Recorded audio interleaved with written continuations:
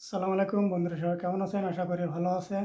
দেখেন, একটা কথা বলি যে বাংলাদেশে যে এত মানুষের এত উত্তেজনা করতেছেন যে ডক্টর ইউনূসকে নিয়ে, এগুলোকে করার কোনো প্রশ্ন আসে না।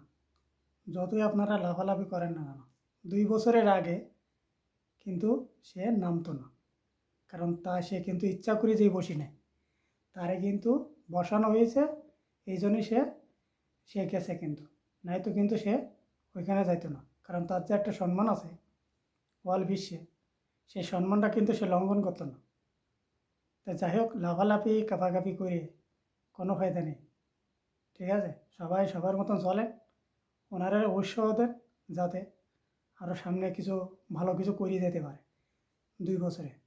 সেটাই সবার কাছে অনুরোধ করব যে এইগুলো সব দিক থেকে বিরত থাকুন।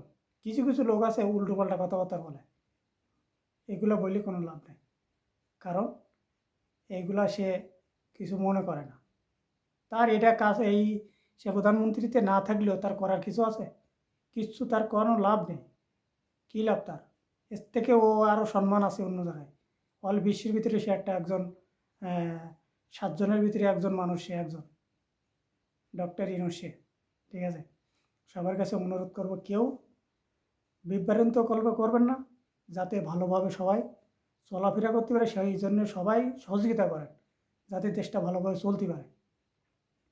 সামান্য দেখেন আমাদের মিজানুর রহমান আজারি হুজুর, সামান্য একটা কথা বলি যে তাই সেই কথাটা কি গায়ে টেনে নিতে হবে? যে ওরা গায়ে টেনে নিয়েছে কোন কারণে? দেখতে আমলি কেমন নেই, তো এই জন্যই তো তারা গায়ে টেনে নিয়েছে। এগুলো গায়ে টেনে নিয়ে কোনো লাভ নেই ভাই।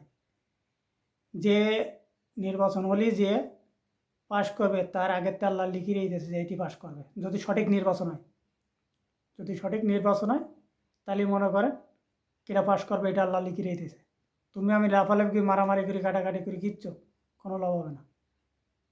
তাই অনুরোধ করব সবার কাছে, কেউ লাফালাফি মারামারি কাটাকাটি করে নেই যায়। আমি লিখির লোকের দড়ি মারতেছে, বিএমপির লোকের দড়ি মারতেছে, এই যে মারামারি কাটাকাটি অপহরণ করা, এইগুলা কিন্তু ঠিক না ভাই। আপনিও আজ আজ আজ আপনি ভালোভাবে চলাফেরা করতেছেন, 2 দিন পরে আপনি তো মরে যাবেন, আপনি তো আজীবন থাকবেন তা তো না। তাই অনুরোধ করব, আপনারা এইভাবে মানুষের সাথে করেন না, মারামারি কাটাকাটি হানাহানি এইগুলো কেউ করেন না।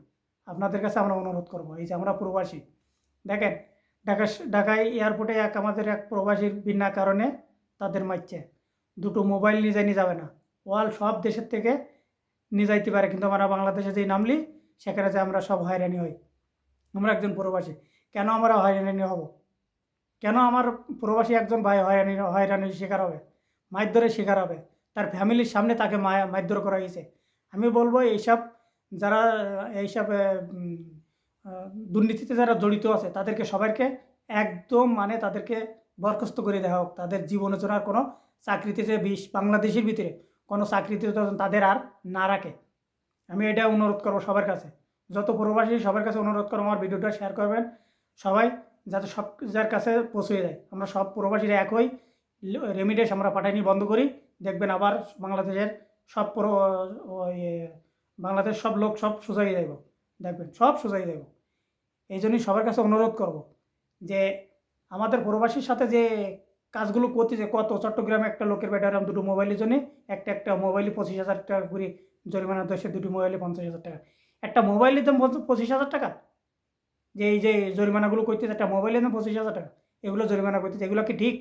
আমাদের যতগুলো উপসৃষ্ট আছে একটাও সোজা না, একটাও সোজা না, সব পকেট ভর্তি করার জন্যই এরা বসিয়েছে জায়গায়, সব পকেট ভর্তি করার জন্য বসেছে। তারা একটা জোর কুড়ি করে একটা কোনো কথা বলতে পারে না সে জায়গায় যাই। এরা এরকম মানুষ সব, আমাদের এই উপসৃষ্টা যারা আছে তারাই সব করা, পকেটে পকেটে গুজা আছে পয়সা, এই জন্যই কোনো কথা বলতে পারে না। তাই অনুরোধ করবো যতগুলো উপদেষ্টা সবার কাছে অনুরোধ করবো, আপনারা সোজাই ঠিক মতন দেশ চালান, আর যদি না চালাতে পারেন আপনারা সব সরিয়ে যান, সব সরিয়ে যান, জনগণে চালাবো, সমস্যা না। ঠিক আছে, সবার কাছে অনুরোধ করবো আমার ভিডিওটা শেয়ার করবেন, কমেন্ট করে লাইক করবেন, সবার কাছে ছড়াই দেবেন, সবার কাছে এইটাই অনুরোধ করলাম।